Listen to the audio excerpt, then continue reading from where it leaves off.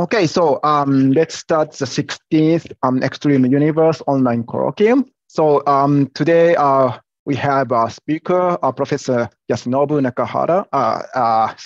Nakamura. And so let me first introduce today's speaker, Professor Yasunobu Nakamura. So he received a master's degree in the University of Tokyo in 1992, and he entered NEC Corporation as a researcher. And in 1999, he published a very famous paper about the first demonstration of superconducting qubits. And since then, he has been leading the many experimental progress on superconducting systems. In 2011, he received his PhD at the University of Tokyo, and he became a professor in the same university in 2012. From 2014, besides the professorship in the University of Tokyo, he started working in RIKEN as well. As I have already mentioned, he is the pioneer of superconducting qubits, and he was awarded many international prizes for now. So today we are very honored to have his talk, and we are very much looking forward to your talk, Professor Nakamura. So if you are ready, please start. Okay, do you hear me? Yeah. Okay, yeah, okay. Thank you very much for the kind introduction, Nakata-san. And yeah, I'd like to thank Takanagi-sensei and the organizers for inviting me to this colloquium. Yeah, I constantly receive the information about this colloquium, and sometimes I want to join to listen the talks. So yeah, so today I'd like to talk about our work on superconducting circuits for quantum technologies. And before that, I'd like to introduce our research center for this moment. For quantum computing at RIKEN. So yeah, we started our new research center in 2021, and yeah, since then we are working on the development of quantum computing. So so these are the team leaders of our institute, and we have now 9 experimental teams and also 7 theoretical teams working on quantum computing and quantum information in general. So yeah, I hope you can visit us in future in Wako. It's near Tokyo, and we are very happy to host you in our institute. And so these are the main topics currently we are working on. So we have 3 major programs supported by national funding on superconducting quantum computers, which I'm going to tell you in this talk, and optical quantum computers, and led by Akira Furusawa, and silicon quantum computers led by Seigo Taruja. And in addition, we have several other experimental efforts on other quantum systems, including like cold atoms and electrons on helium and other things. And we also have, as I said, we have 7 theoretical teams covering various aspects of quantum information and quantum computing theory. And yeah, so as a whole institute, we are working on full stack quantum computing research from theory to experiment and from basic science to applications. Okay, so so let me begin with the history of quantum mechanics. So as you know, quantum mechanics was born in the early 20th century. So and then around the 1920s, it was formulated as what we call quantum mechanics. And since then, this very fundamental theory has been applied to basically every fields in physics and even chemistry and also engineering and so on. And for example, right after the establishment of quantum mechanics theory, it was immediately applied to solid-state physics, for example, and also in many other fields.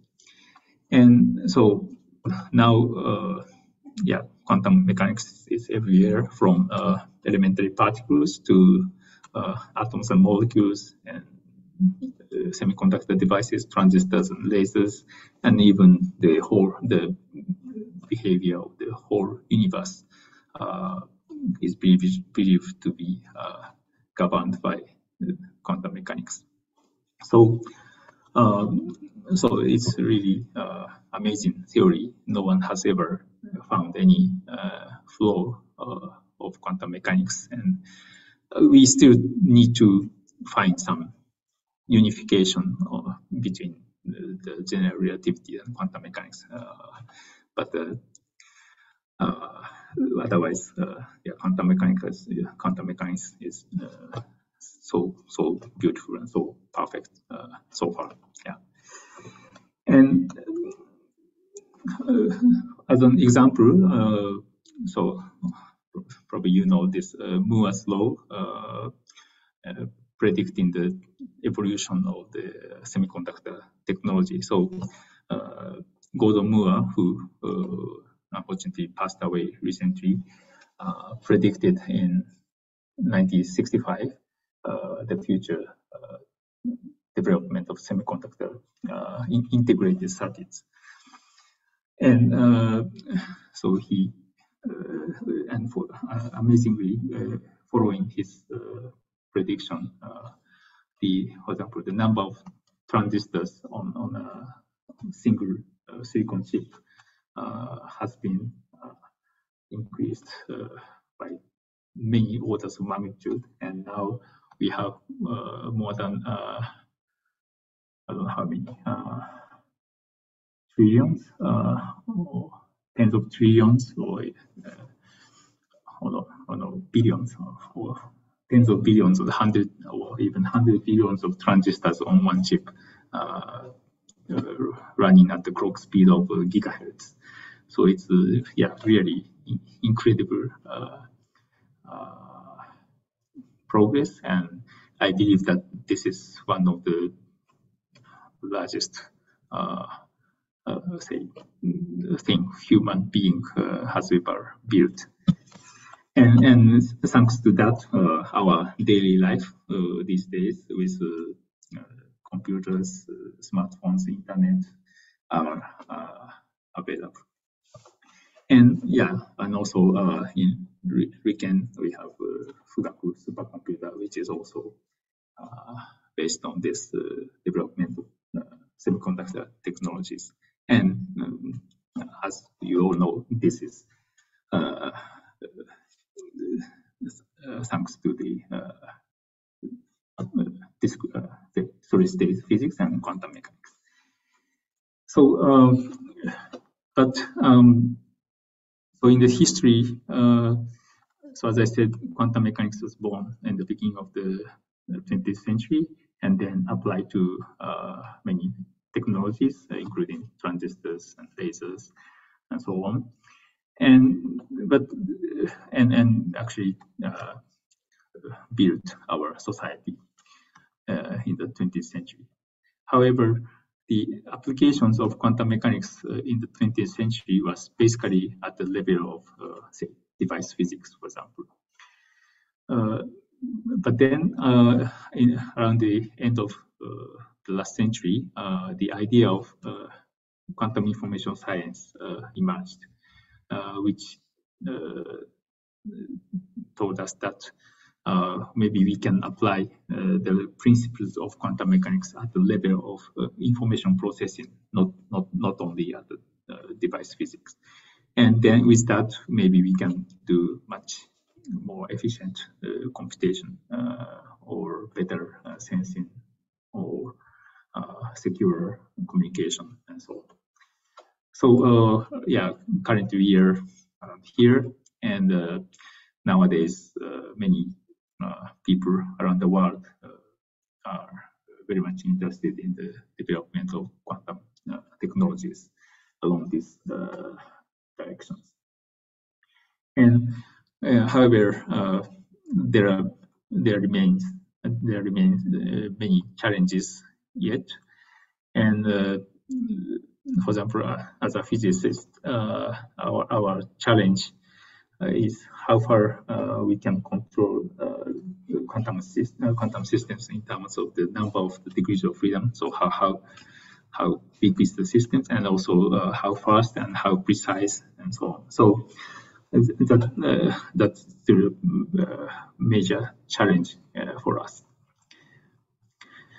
Okay, and from the early time of the quantum mechanics history, people are always puzzled by the very mysterious behavior what quantum mechanics predict. So even the father of quantum mechanics, Erwin Schrödinger,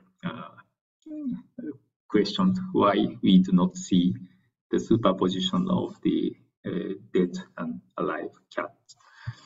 So if we literally believe what quantum mechanics describes,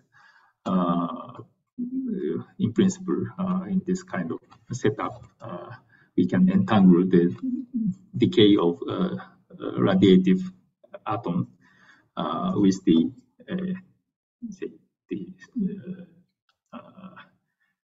dead or alive cat state, and then what we expect is to have a superposed state between dead and alive cats. However, we never see this in our daily life, and so there have been always a question why we don't see it, and then after 40 years or 50 years, Tony Leggett, a famous physicist, proposed a possible system where we see the evidence of quantum superposition in a macroscopic scale. So what we proposed at the time in 1980 was actually a superconducting circuit. So he said that if you have a superconducting loop with a weak link or Josephson junction, we can let a quantized magnetic flux tunnel across the weak link, and then we can kind of create a kind of two-level system where the with an extra magnetic flux or without, the circulating current or supercurrent along the loop change the direction either clockwise or anti-clockwise.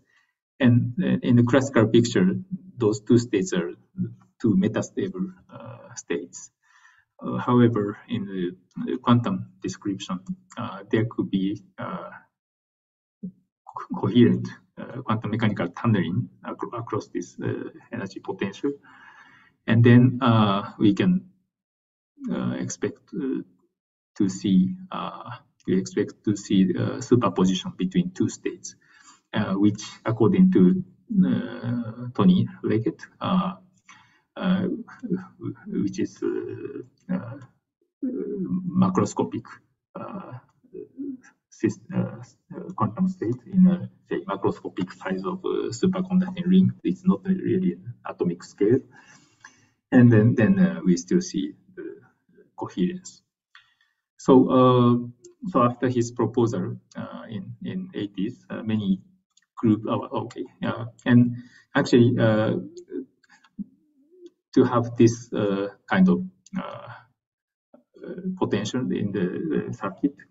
What we use is the Josephson effect. So here we have a Josephson junction, the tunnel junction between the two superconducting electrodes. And then, so there, okay, we have two superconductors connected via thin insulating barrier through which Cooper pair can tunnel across in a coherent manner. So Cooper pair tunnels between two ground states of superconductors. And because of that, there's no, say, energy dissipation. And also, if we ignore the charging effect in the electrodes, the system energy doesn't depend on the number of Cooper pairs passed by the junction. So if we describe the states of the system labeled with the number of Cooper pairs tunneled from the left to right, we can draw energy diagram like this. So all the different number states basically degenerate, and between the different charge number states, there's a tunnel matrix element which is called Josephson energy. So yeah, if you write the Hamiltonian, it can be written like that. So as you see, the role of the Josephson energy is the hopping energy between the charge number states. So this is say the famous one-dimensional tight binding model, and then what we expect is a Prof band in the conjugate variable space. So the variable conjugate to the number of the particle is the phase or phase difference across the junction. And so here's theta. So so we have a cosine band, Prof band in the theta space. So this is the famous Josephson potential. So this describes the energy across the Josephson junction as a function of the phase difference between the superconducting electrodes. So, for example, in Tony Leggett's proposal, this double well potential is given by the combination of the cosine potential and the loop inductance, which gives the harmonic potential well. Okay. So in 80s, there were many attempts to see this macroscopic quantum coherence. So, for example, John Martinez, who used to lead Google quantum computing activities, and also Michel Devray, who is still working on superconducting quantum computing at Yale University. And so they were student and postdoc in UC Berkeley in John Clark's team. So they worked on this system, and what we observed at the time was the so-called macroscopic quantum tunneling. So instead of observing the coherent superposition between two wells, they first observed the quantum tunneling between from the quantized states in from a single well across a barrier. So as a function of temperature, they found that the escape tunneling rate as a function of temperature decreases and then saturate at low temperature. So as an evidence of quantum tunneling, this is some scaled number. And then they also found that there's a energy level quantization in this potential well. So they did microwave spectroscopy to see discrete peak in the spectrum as an evidence of this transition between the levels. So this is the first evidence of the kind of quantized energy levels in this kind of superconducting circuit. So basically, in principle, they could have used this as a basis for qubits. So this is exactly what we call superconducting qubits now. But at that time, in 1980s, no one was talking about quantum computing or qubits. So this is purely based on the fundamental physics interest. And however, in the 80s, no one could achieve the superposition between two states, and then took some time before we obtained that. And meanwhile, there was a progress in the single electron devices. So in the 80s and 90s, there was a huge improvement in the semiconductor technology, and so people started to make smaller and smaller devices, even smaller than micrometer scale. And then people started to see some unexpected new physics in those devices. So that was called mesoscopic physics because it's between microscopic and macroscopic, so it's mesoscopic. And so as one of the mesoscopic physics research topics, people got interested in single electron devices where electrons tunnel through a very small tunnel junction and also a small electrode. And so as the electrodes is so small, for example, in this device, which I made a long time ago, the island electrode is only 10 or 20 nanometer in diameter. So as the electrode is so small, the charging energy of the electrodes is very large, could be very, very large because the capacitance is so small. So even single electron charge can store very large charging energy. So in the scale of temperature, in the unit of temperature, it's beyond 100 Kelvin. So at low temperature, at least, this tunneling effect is governed by the charging effect. So, for example, if one electron tunnels in, there's a single electron charge, and then if the second electron tries to tunnel in, it's blocked by the first one because of the Coulomb repulsion. So that is called Coulomb blockade effect. And so by using this kind of device, we can control the tunneling of single electrons one by one. And so that's why this is called single electron devices. And for example, this device is called single electron tunneling transistor because we can control the flow of the current with this gate voltage from the side. Okay, so yeah, thanks to this development, our team at NEC at the time first observed evidence of superposition between two charge number states in a so-called Cooper pair box device. So this is basically a superconducting version of single electron transistor or single electron box device. So here in the superconducting state, instead of single electron, single Cooper pair tunnels in and out in this tiny electrode. And because of the Coulomb blockade effect, drawn here, so with increasing number of charge here, the charging energy increases quadratically. So by choosing the proper gate voltage, we can realize the situation where basically two charge number states, for example, either 0 or 1 in this box. This is the excess number of Cooper pair in the box.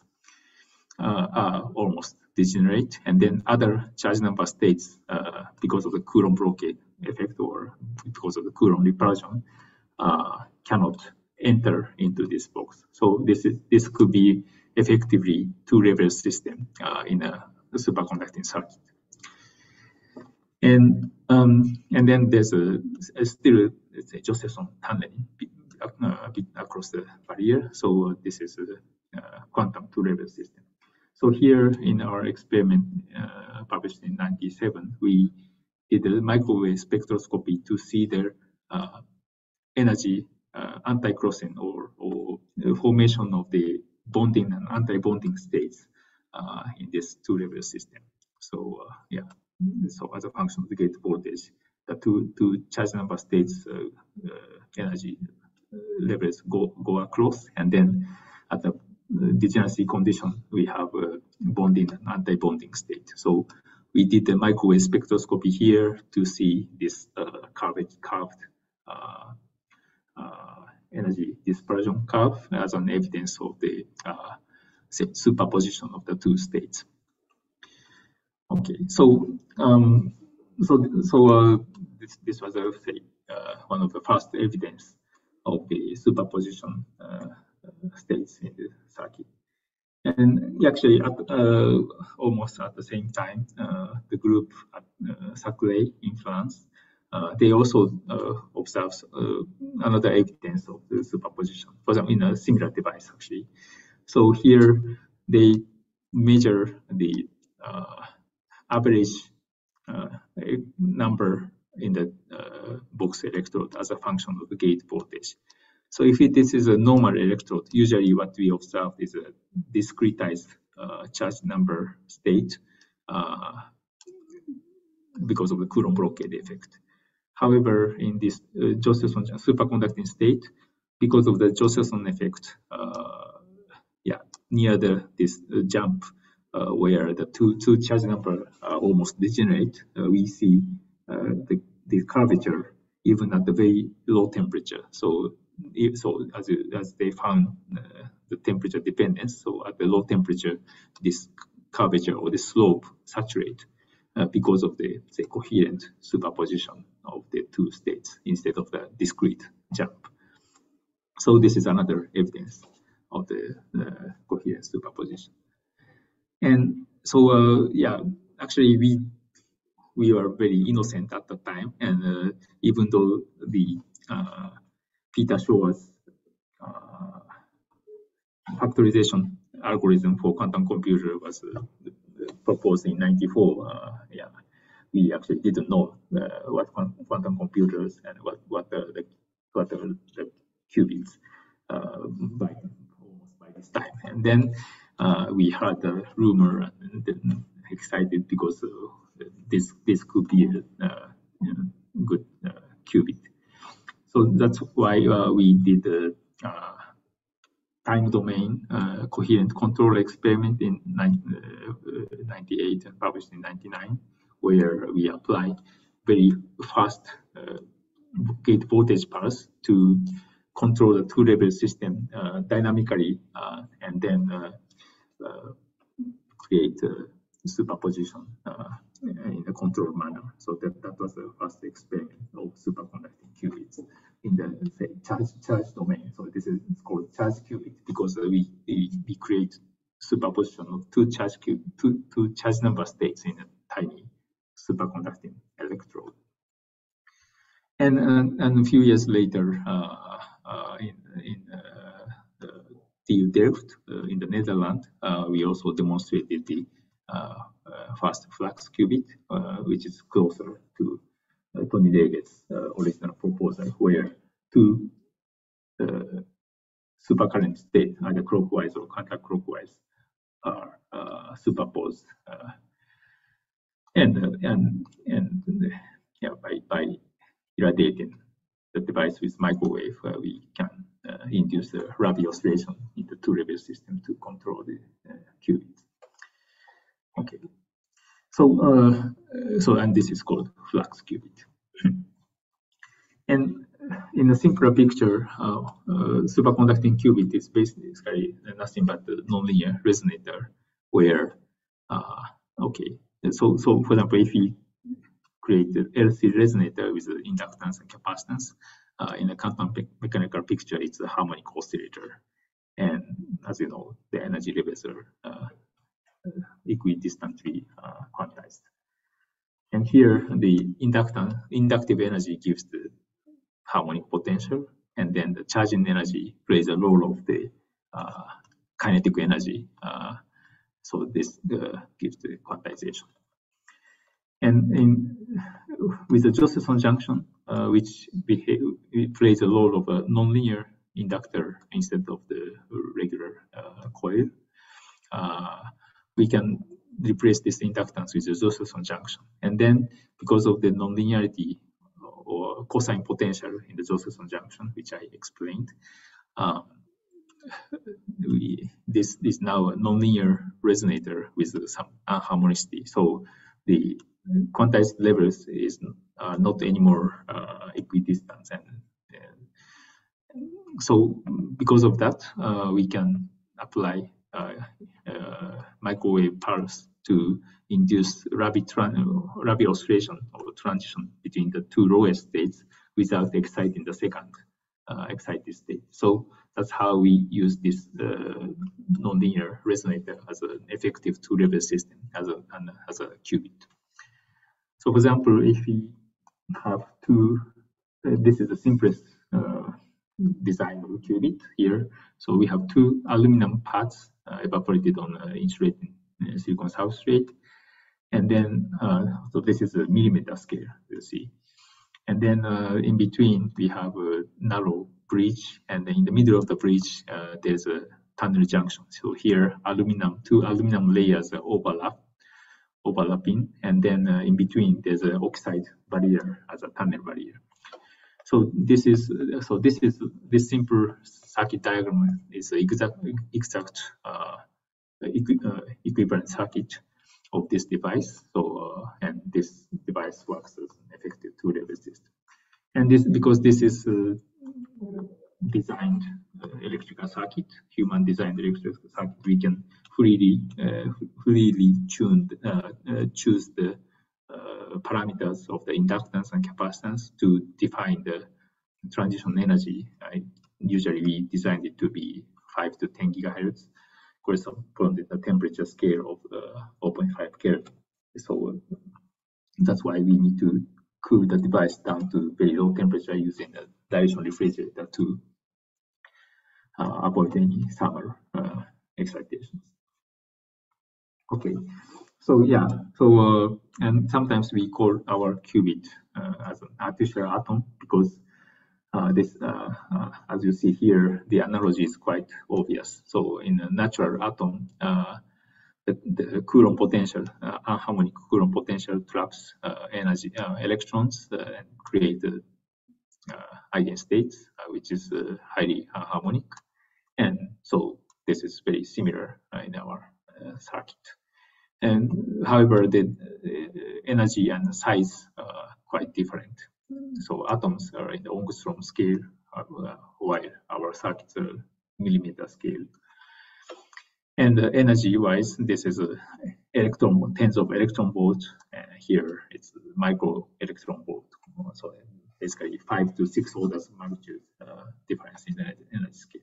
However, basically Hamiltonians are same for theorists. And yeah, the superconductivity gives a low loss, and the Josephson effect gives a strong nonlinearity, and the large dipole moment gives a strong coupling to the electromagnetic field, so that we can easily control the quantum states.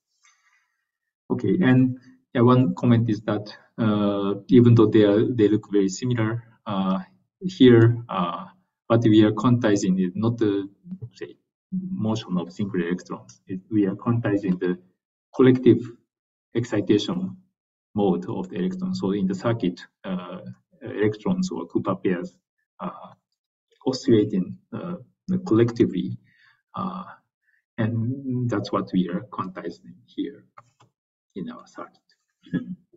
So basically, yeah, very large number of electrons are involved. Yeah, even though after quantization, it's basically 1 or 2 degrees of freedom left. So it's yeah, qubit is just a qubit. Okay, so far so good. But however, actually in reality we have so many enemies around our devices or our circuits. So our circuit is not a single atom floating in a vacuum. So instead they are sitting on substrate, so they can couple to phonons or photons into the vacuum, or also photons or excitations into the neighboring circuits. And our qubit also coupled to the defects or impurities, fluctuation of charge or fluctuation of spins, and many other noise sources. So also there are a finite number of quasar particles excited in superconductors, so they can also disturb the coherence of the qubit. So maintaining the coherence of the qubit is a really challenging task in our devices.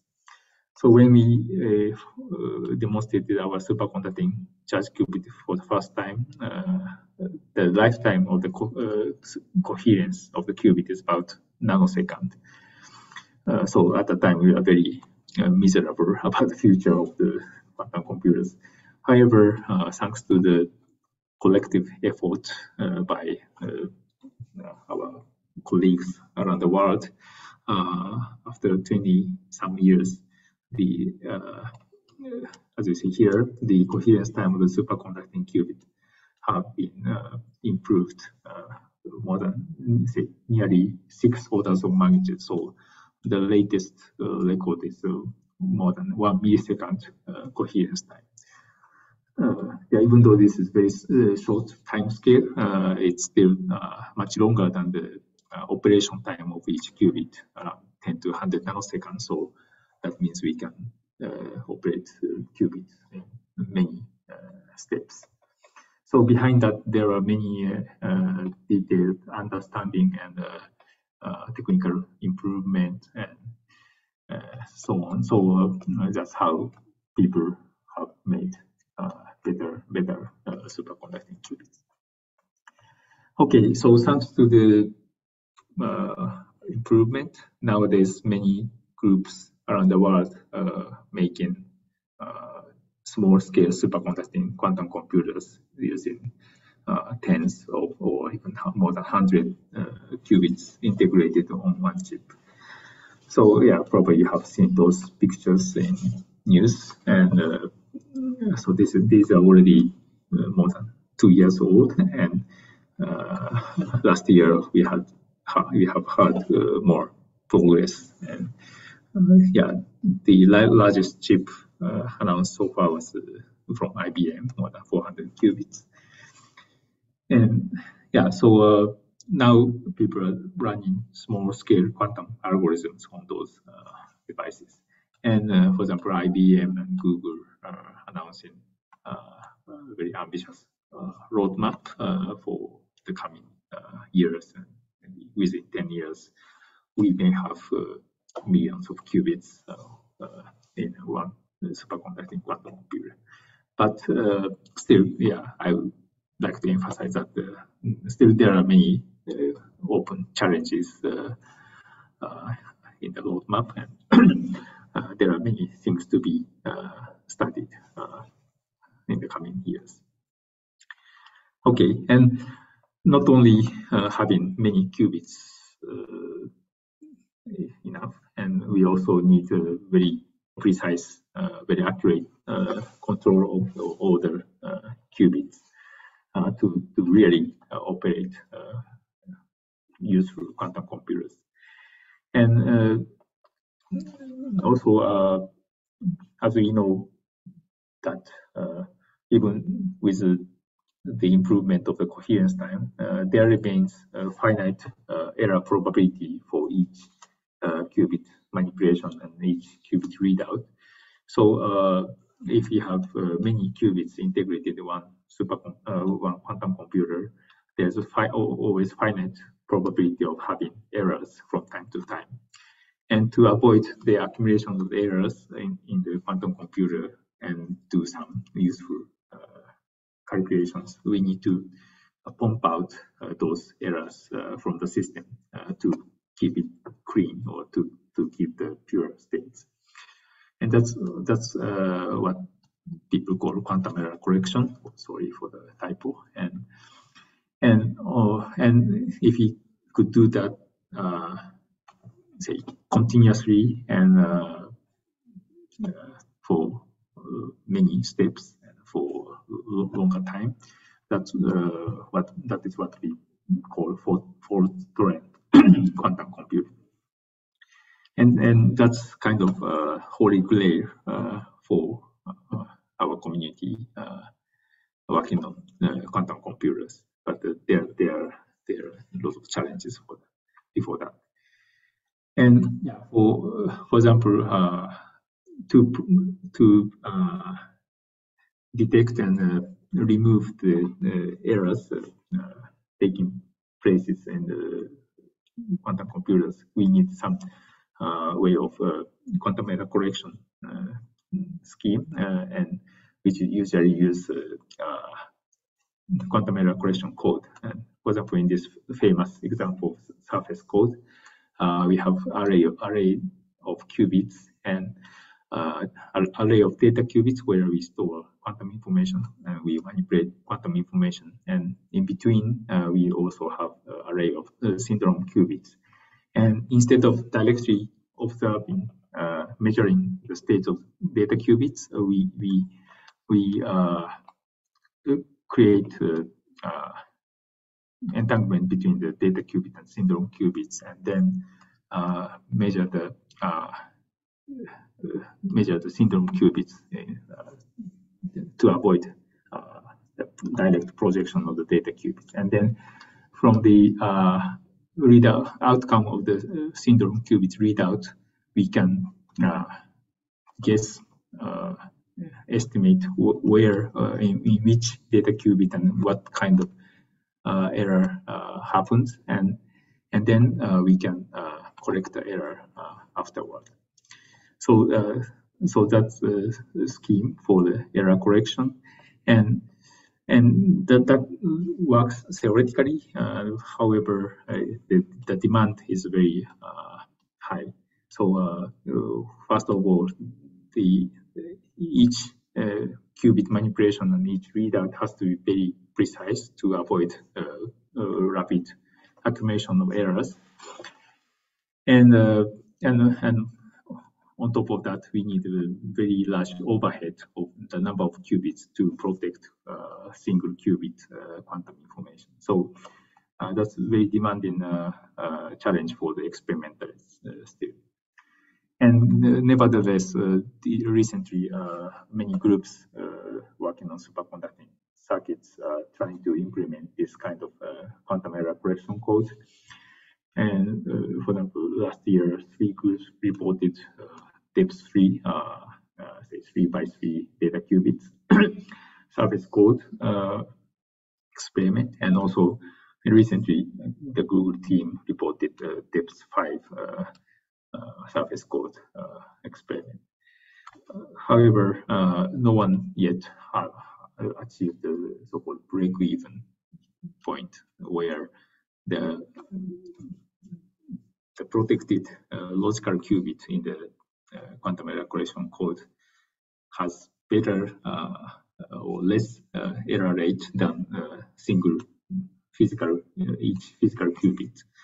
So still, yeah, we need to improve the quality of the qubits and fidelity of the operations and readout to go beyond the break-even point and really protect the logical qubits. Okay, so in RIKEN, we are also working along the same direction and developing our own integrated circuits of superconducting qubits. So this is a schematic of our integration. So on top of this silicon chip, we have 2D array of superconducting qubits. And here in this silicon chip, we have many through silicon vias, the holes through the substrate chips covered metallized with superconducting material to connect the top ground plane and bottom ground plane to stabilize the grounds and suppress any crosstalk and stray modes, unwanted stray modes. And in our architecture, we connect all the wires from the bottom, not from the side, to avoid any complicated crossovers on the substrate.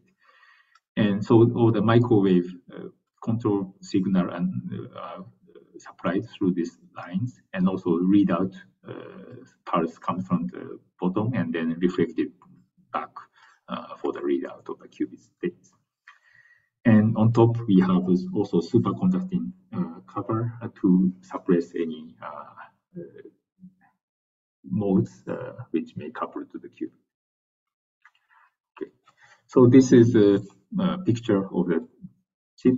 So this is 16 qubit chip, 1 by 1 centimeter scale, and this is 64 qubit chip, 2 centimeter by 2 centimeter.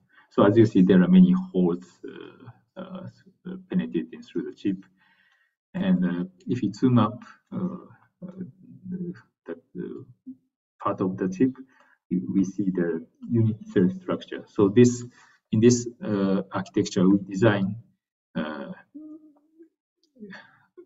the system as scalable as possible. So we design this unit cell and then tile them to obtain this larger number qubit chip. So here we have, in the unit cell, we have 2 by 2, so 4 qubits. So this round shape, this ring and the center electrode making the qubit with a Josephson junction in between. And then each qubit has a readout resonator coupled to it. And the readout resonator is coupled to another filter resonator to extract a signal into this middle hole to the backside, and then the signal goes to the readout electronics. And in between the qubits, we have a coupler, capacitive coupler to implement the 2 qubit gates. And if you zoom up the Josephson junction part, here you see the 2 aluminum lines overlapping, and in between there's an oxide barrier to make the Josephson junction.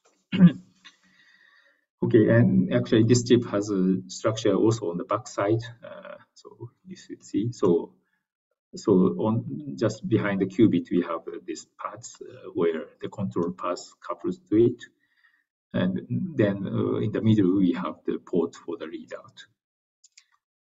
And yeah, so if you look at the cross section, the contact comes from the back and connected to the back side of the chip. Okay, so and each qubit is controlled by Rabi oscillation. So we apply resonant microwave onto this 2-level system, and then in the Prof sphere we can drive the Rabi oscillation, which is basically the single qubit gate. And for 2 qubit gate in this architecture, we have 2 neighboring qubits, and then with the frequency detuning. And then we apply,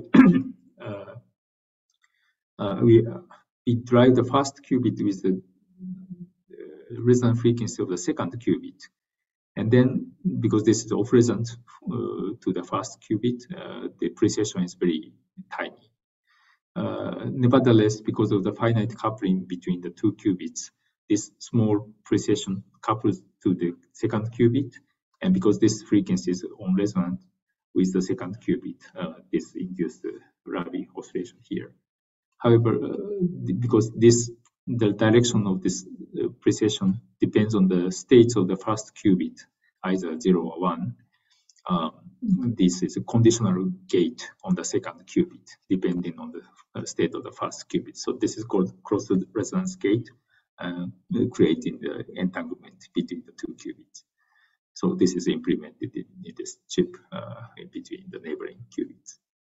And for the readout of the qubit, as we have seen, the qubit is coupled to the readout resonator, harmonic oscillator, and there's an interaction between them, capacitive coupling. And in the so-called dispersive limit, where the qubit is largely detuned from the resonator, we obtain an effective Hamiltonian, where basically the interaction term tells us that the readout resonator frequency is shifted by a small amount, perturbatively, depending on the state of the qubit, either ground state or excited state.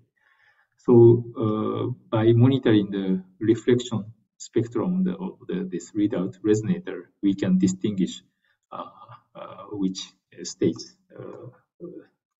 is a qubit here. So this is how we read out the qubit. So in this setup, qubit coupled to the readout resonator. Okay, and then this chip is mounted on a specially designed package where we have a bunch of coaxial cables for the microwave signals in and out, and you see many pins from the back side here. And then we put our chip on top, and because it's a spring contact, we basically put the cap and then press the chip to the pins and have a good contact. And this package is embedded in our big refrigerator to reach the temperature of around 10 millikelvin, very low temperature, close to the absolute zero temperature. And so the chip is mounted here inside the magnetic shield. And then, as you see, there are many cables for the control and readout of the qubits. So for this 64 qubit system, we have in total 112 lines, including both input and output lines. And in addition, we have amplifier, low temperature amplifiers, and microwave components, and 4K amplifiers, and so on. So even though the chip is still small, the setup could be very bulky. And now we put the cover for the vacuum, and then we cool down the system. And actually, in the development of our superconducting quantum computer, we found that not only the development of this quantum processor unit, but also the development of this control electronics. This is a classical part. Classical electronics is a very demanding task, and which was done in collaboration with the team at the Osaka University. And so we need more than 100 cables connected to the qubit chip, and we need gigahertz signals within the time accuracy of a few picoseconds. And the pulses are like typically from tenths of nanosecond to hundreds of nanoseconds. So, and they have to be all perfectly synchronized, and so on. So yeah, we made this system. And as I said, each qubit has to be very precisely controlled and read out. And so, for example, in our setup, we obtained at least more than 99% fidelity for single readout and initialization, and single qubit gate to two qubit gate. Yeah. However, I have to say that this is still the best value we obtain in some of the chips, some of the qubits, and not all of the qubits are behaving so good yet. So we still have some variations of the properties. So nevertheless, we operate this 64 qubit chip. And yeah, we found that our chip is not yet perfect. For example, there's one qubit broken here, and here are two qubits which have two cross frequencies with each other, so we cannot easily access to one of them independently. And here, unfortunately, our readout amplifier was not working well. So even though qubits should be okay here, we cannot access to the qubit here. And so this is the latest chip, but not the best chip so far. So coherence times is about 10 to 20 microseconds for each qubit. And in other chips, we sometimes obtain 5 times or even better qubits in the same architecture. So we are still trying to improve the uniformity and reproducibility and controllability of our superconducting qubits. Okay, so yeah, I have almost used up my time, so I still have some more things to tell you, but maybe just briefly tell you another topic. So probably you found that you understand that superconducting qubits are not nothing but say electrical circuit operated in or resonator circuits operated in a microwave domain. So it's natural to study microwave quantum optics in this kind of circuit. So quantum optics is, as you know, the field of physics where people study the interaction between photons and, for example, atoms. And traditionally, this was investigated mostly in the optical domain, but now we have very nice artificial atom and also very high quality cavity, for example, high quality resonator in superconducting circuit. So we can, why not study microwave quantum optics in our superconducting circuit? For example, in the so-called cavity quantum electrodynamic setup, we have a two-level system and high quality cavity, where we can study coherent coupling between the atom and the photon, confined photon in the cavity, when the strong coupling condition is achieved, where coupling strength is much larger than the other dissipation or diffusion rate. And also we are interested in, we can also study so-called waveguide QED, where two-level system couples to one-dimensional mode or continuum of the electromagnetic mode. So here, photons are not confined in a cavity. It's more like one-dimensional system. So it's propagating freely around the waveguide. But still, if the qubit is very strongly coupled to the waveguide, so here the criteria is that the spontaneous emission rate of the qubit along the waveguide is much larger than the other dissipative channel dephasing or decay into other modes. Then we can study the coherent interaction between the atom and the flying, propagating photons.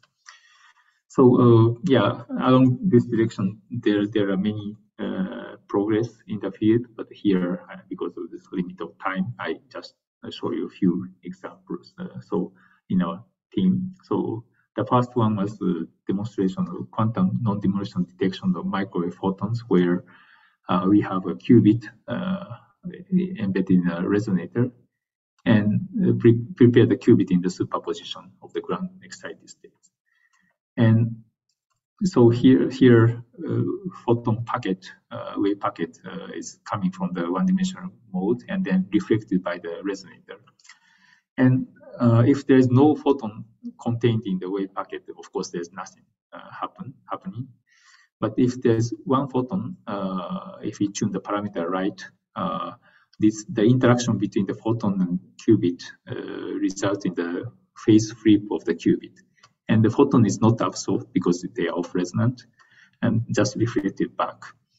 So, and then afterward, we measure the qubit state and know whether the photon has come or not. So, yeah, with that protocol, we can actually demonstrated very high efficient single photon detector in the microwave domain. So the dark current probability was about 1.5%, and quantum efficiency was more than 80%, very high efficiency. So, as you know, microwave photon energy is much less than the energy of single optical photon, typically order, say, 4 or 5 orders of magnitude less. So, single photon detection at the microwave domains was very difficult. But with this qubit technology, we can now do that very efficiently. And moreover, this is okay, but this is still not 100% because of the finite internal loss or dephasing of a qubit or the little bit of parameters. But in principle, we can achieve much better if we do it right. And more interesting thing is that this detector is a quantum non-demolition type. That means the photon is not absorbed, just reflected. So usually optical photon detectors absorb photon and turn the energy into electrical excitation to have a click. However, here the photon is just reflected, and while we know that there's a photon or not. And to show that this is really non-demolition type detector, so we did the Wigner tomography. So that means we characterize a reflected wave packet with some microwave heterodyne measurement, and plot the Wigner function, the representation of the quantum state of the photonic wave packet here. So if the qubit says there's no photon, actually the reflected mode contains no photon. This is a vacuum. However, if when qubit gives us a click, then the reflected mode turned out to be a single photon Fock state, photon number state with a very high fidelity. So so it proves that this is really non-demolition type detector. So this is a very nice, I believe this is a nice example of our superconducting qubits and resonators or waveguide as a very nice tool for microwave quantum optics and can be used for many applications, so like say quantum information communication or transfer or some kind of detectors and so on. Okay, and maybe I should stop with this slide. So this is the last example. So yeah, another example is recently demonstrated by our student. So here the question is how to improve the qubit readout in our, for example, in our superquantum computer. And so this is still a single qubit experiment on a chip. So we have a qubit here, different shape. Then we design the readout resonator with a specially designed filter, actually two-stage filter, to allow the strong coupling between the qubit and resonator so that we can very strongly measure the qubit when we want to measure. But while before measurement, before doing the measurement, we want to decouple qubit from the external environment to maintain the coherence. So these filters do the job to decouple the qubit from the environment. But when we do the readout by sending some microwave tone here to probe the qubit state, the filter allows this frequency in. So by doing that, we can actually improve the readout fidelity very much and reach around 99.6% within a very short time of 36 nanoseconds. So yeah, we are actually planning to implement this scheme into our integrated qubit systems to improve the performance further. So these kind of microwave quantum optics techniques are really useful for making better superconducting quantum computers. Okay, so I think I should skip the last part on hybrid quantum systems. So maybe I wanted to say that so far we have been working on superconducting qubits and resonators, so superconducting quantum electronics, but we can extend the idea into other solid state collective excitations. For example, if you have ferromagnetic material, there's a spin waves where the quanta are magnons.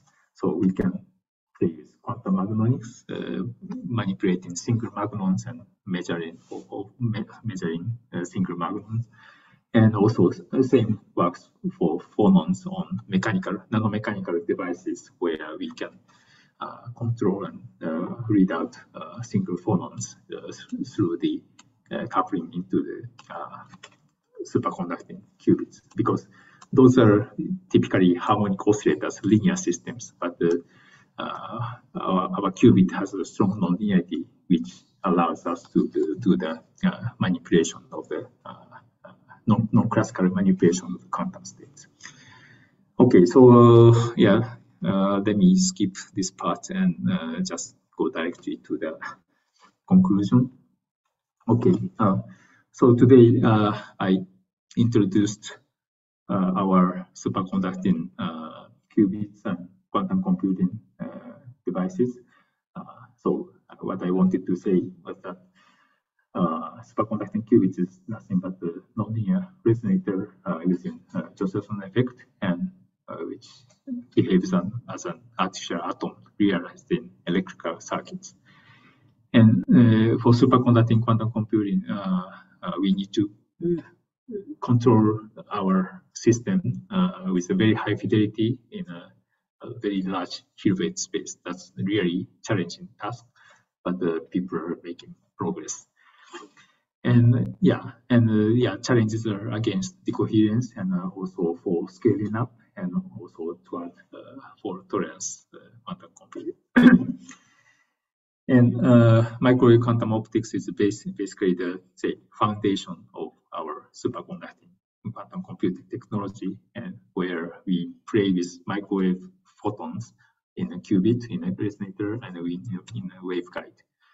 And we have very nice techniques of controlling the measurement of confined or itinerant microwave photons, which could be useful for other applications, other measurement.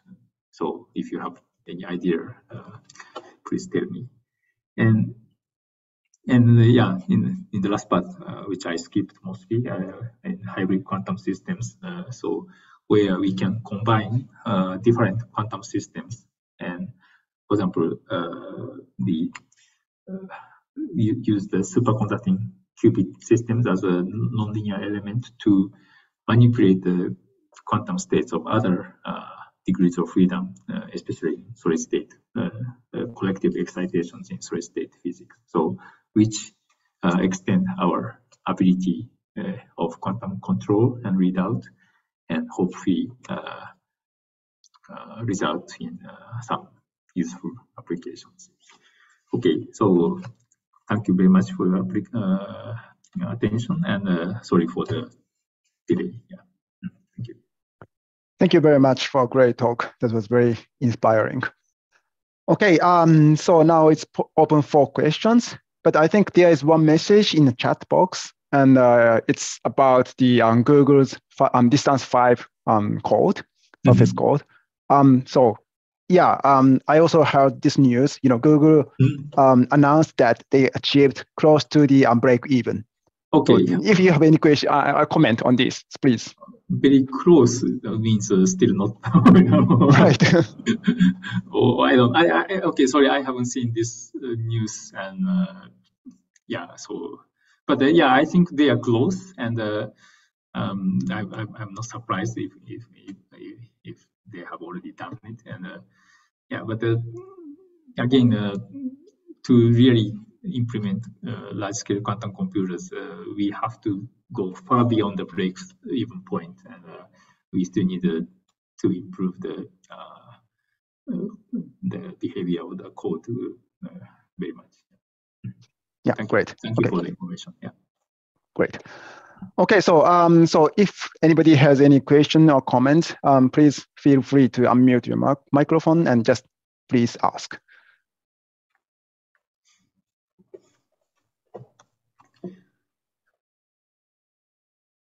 I wish I could be in Kyoto and then do it in person. Oh yeah, please. Yeah, if you want, you can just visit Kyoto whenever you like.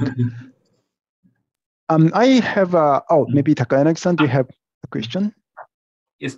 So yeah, so I'm completely no expert for the superconducting qubit, but I really enjoyed your talk. Thank you very much for really wonderful lecture and also colloquium.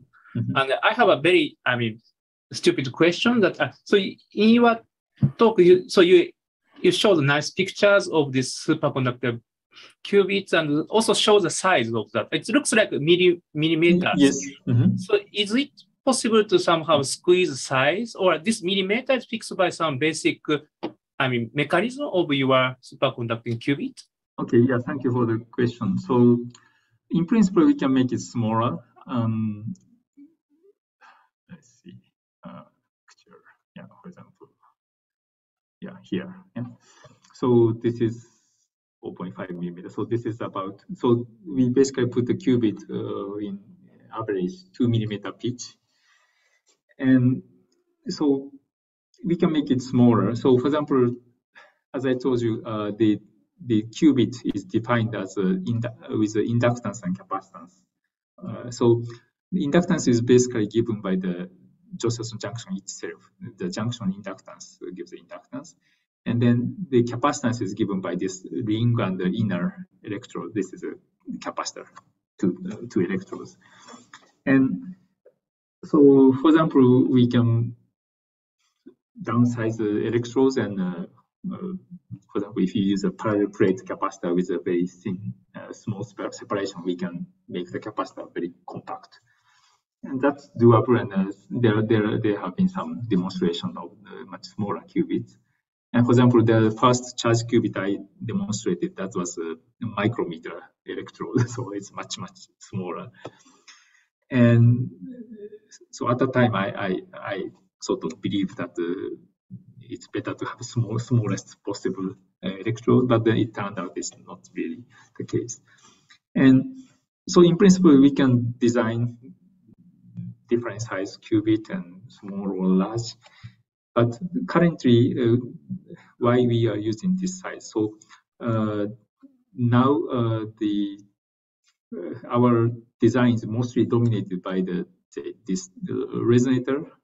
This resonator has to be around 10 gigahertz resonance, and that requires some length here. Of course, we can make a lumped element resonator with a discrete component element of capacitor and inductor with a much smaller scale, but with this distributed circuit resonator, we need some length corresponding to the wavelength of the microwave, and so that limit the minimization, miniaturization, and also another limiting factor is the wiring. So as you see, our wires, signal lines comes from the backside.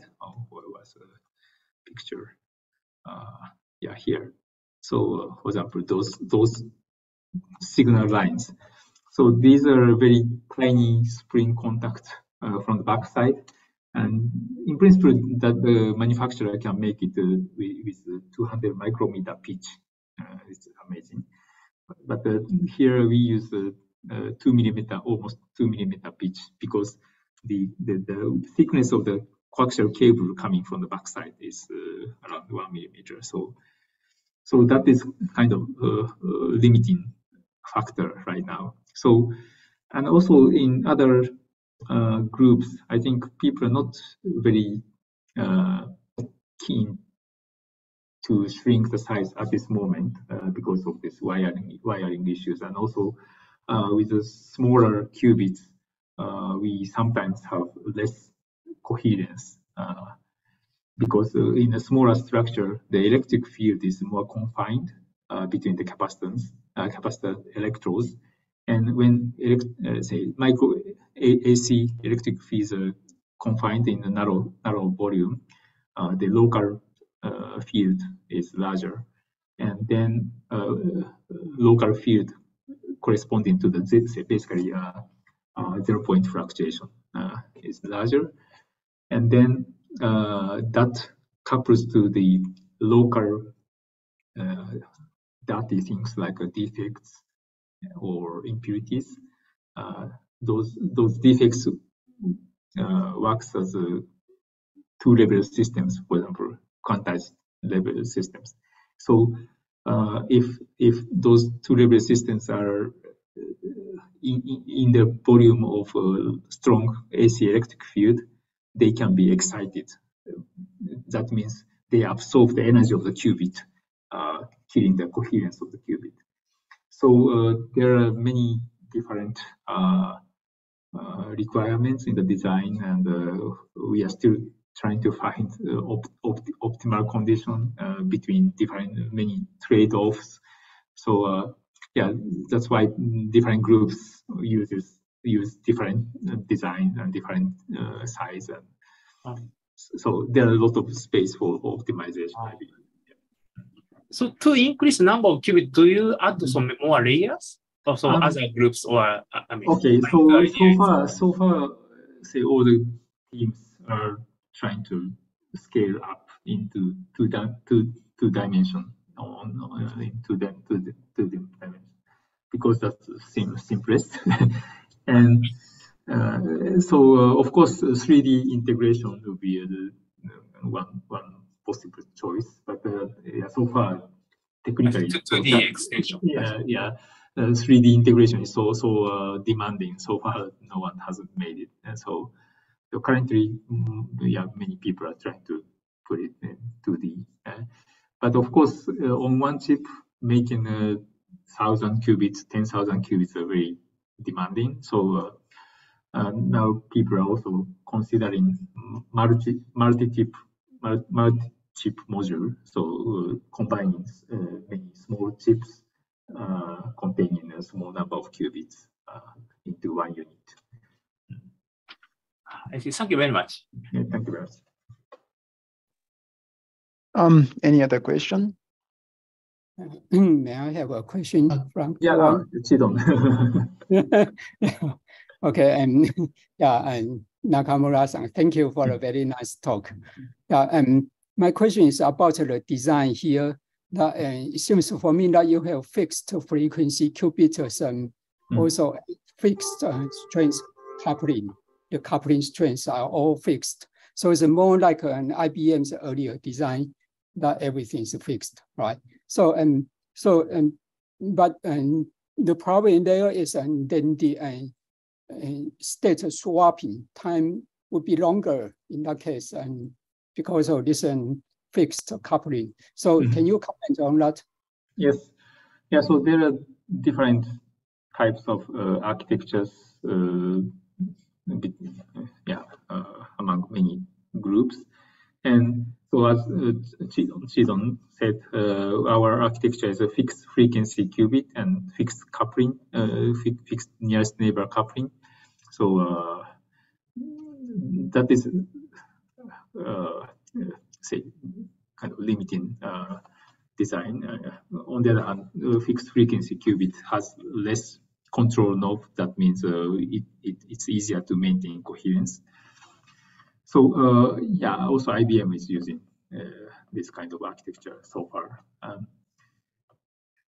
And then, but then, yeah, the restriction is that because they are fixed frequencies, first of all, we have to fabricate them as designed. So if there's a frequency variations in the fabrication, that would be a problem. So we are still improving that and still suffering from it.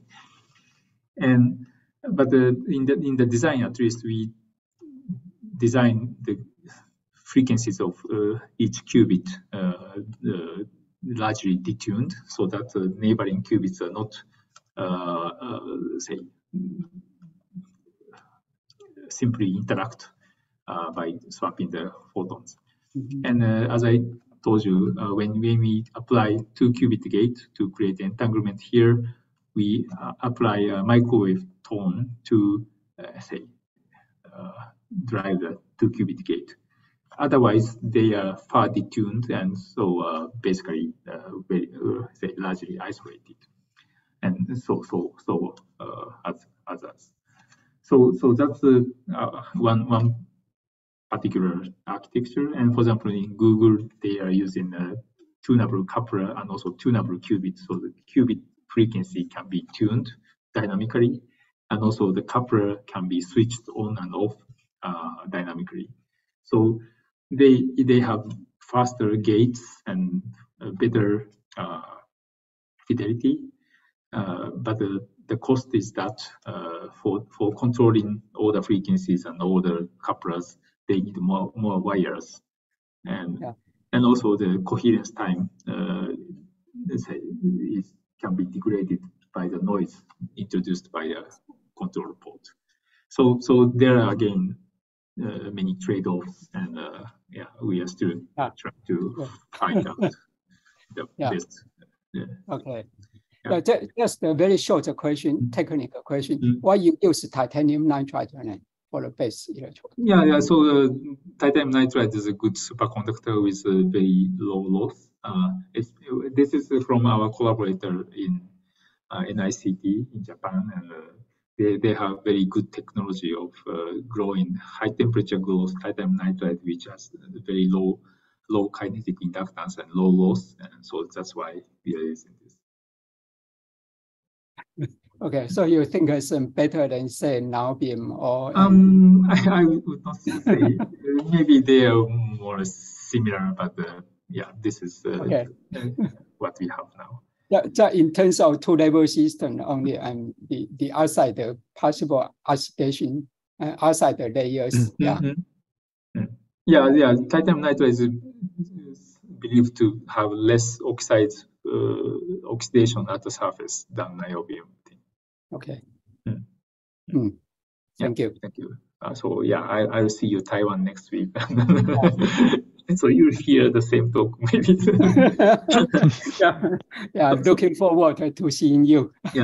For other people, Chidong was my collaborator, and he was the co-author of the 97 paper. We saw the spectroscopy for the first time. Great. Yeah. Okay. So maybe it's better to move on. So if anybody has a question, can I ask you a question? Yep. Okay. Thank you very much for your nice talk. So I'd like to ask you advantage of superconducting qubit over other systems. So I remember you raised 3 reasons or main reasons for the advantage of superconducting qubit. One is strong non-linearity and strong coupling. And the other one, I didn't understand well. Low loss, low loss or high low loss. High Q. I see. So their advantage, but compared to other systems, say they are not the best advantage of superconducting qubits maybe. So there are many different quantum systems which can be used for superconducting quantum computers. And of course, like ion trapped ions, and cold atoms, and semiconductor spin qubits, and photonics, and so on. And so, superconducting quantum computing have been developed, so far quite well, and maybe ahead of other systems. Maybe ion trapped ion and superconducting systems are most advanced right now, but it doesn't mean those two are the best. So there are many pros and cons, and we cannot say yet which is the best. I think the possible advantage of superconducting systems that it's very flexible in the design, because it's all human designed circuit. So there's a lot of degrees of freedom for the design. So, but naively it has very much. So one advantage is it has a very strong coupling with electromagnetic field.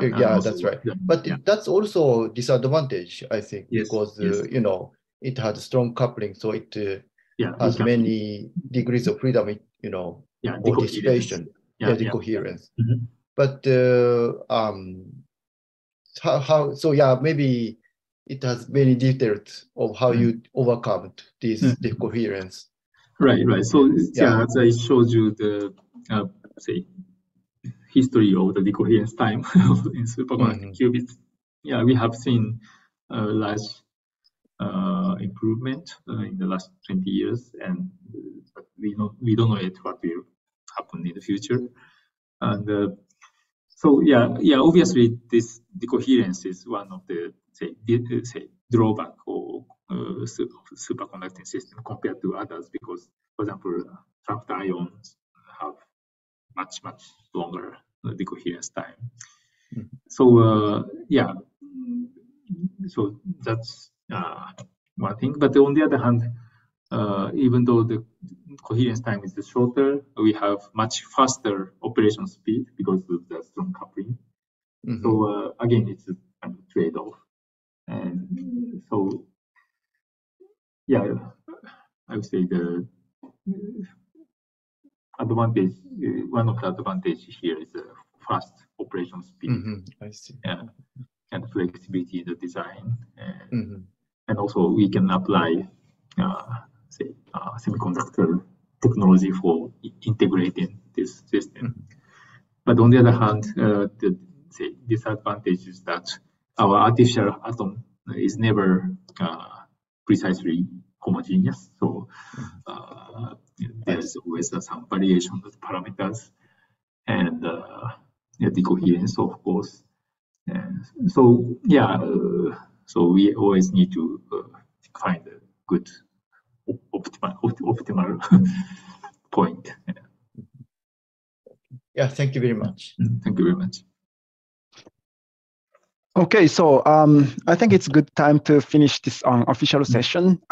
Actually, after this official session, we are going to have an informal session for just having a chat with Professor Nakamura. So if you are interested, please just stay in this Zoom.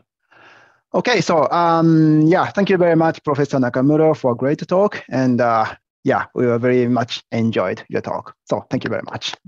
Thank you very much.